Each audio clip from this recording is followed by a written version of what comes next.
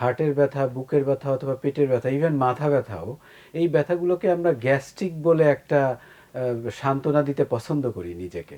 Sir, আমরা অনেক সময় হার্টের ব্যথা ও গ্যাস্ট্রিকের ব্যথা বলে ইগনোর করে থাকি।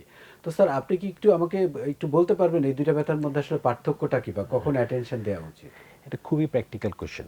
জি স্যার। ইভেন আপনার কথার প্রসঙ্গে আমি বলি, আমাদের কাছে যখন হার্টের পেশেন্টগুলো আসে, বিশেষ করে আমরা সিসিউতে যখন হার্ট অ্যাটাকের পেশেন্টগুলো ডিল করি, প্রতি 10 জনের মধ্যে 4 থেকে 5 জন পেশেন্টই বলে যে ডক্টর, আমি ভেবেছিলাম আমার ব্যথাটা গ্যাস্ট্রিকের ব্যথা।